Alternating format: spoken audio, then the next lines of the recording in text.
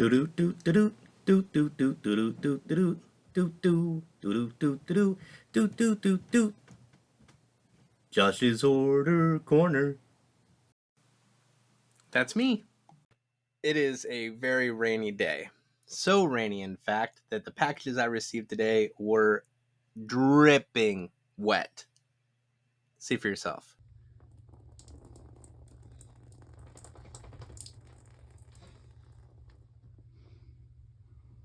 Yeah, that's great.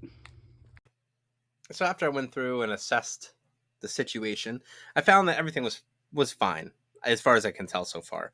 But I have some unboxings to do, and they're already out of the box. So I'm going to be including that clip in some future videos. If you get tired of it, sorry. Not long ago, for horror's sake, Chuck was working a convention called Causecon. He's very active with Causeacon. It is a great convention that happens in West Virginia. And this year they had two guests. One, I'm sorry, I forget her name. And the other one was Sean Patrick Flannery, which you know him from probably Boondock Saints. That I feel like is the biggest movie he's been in. Nefarious is another one that he gets a lot of props for. Saw 3, I believe, and great movies. But my favorite Sean Patrick Flannery movie was 1995's Powder.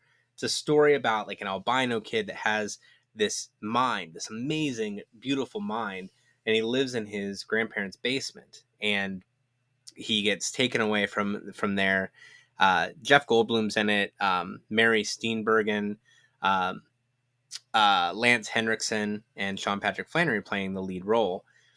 And I just remember watching that as a kid. My dad rented it for Blockbuster and came home and popped it in the VCR. And I just remember loving this movie. I already opened it. Well, whatever. So when he was announced as a guest, I told Chuck, like, he knows that I'm kind of like only adding to pieces right now, but that this one was special. And he did an amazing job of bringing something to life for me that I'm very excited about because it turned out beautiful. And simply because it is one of my absolute favorite moments in a movie. So here it is. This amazing black and white Sean Patrick Flannery up here, and down here, inside of most people, there's a feeling of being separate. Separated from everything. Something about how he delivers that line just always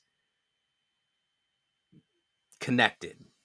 And I never really understood why. And the older I get, the more it does.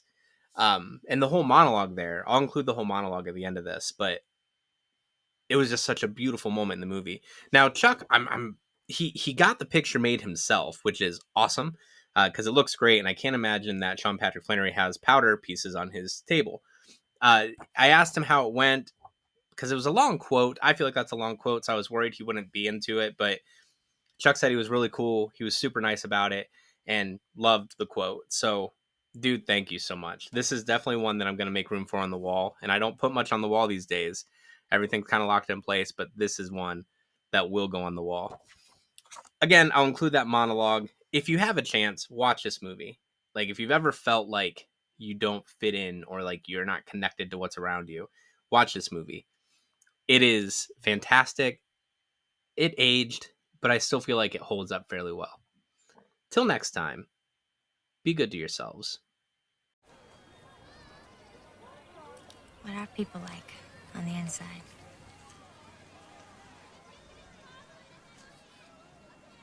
Inside most people, there's a feeling of being separate. Separated from everything. And? And they're not. They're part of absolutely everyone. And everything. Everything. I'm part of this tree. Part of Zach barking over fences. You're telling me that I'm part of some fisherman in Italy on some ocean I've never even heard of? No, some guy sitting on death row. I'm part of him too. You don't believe me? It's hard to believe that. All of that.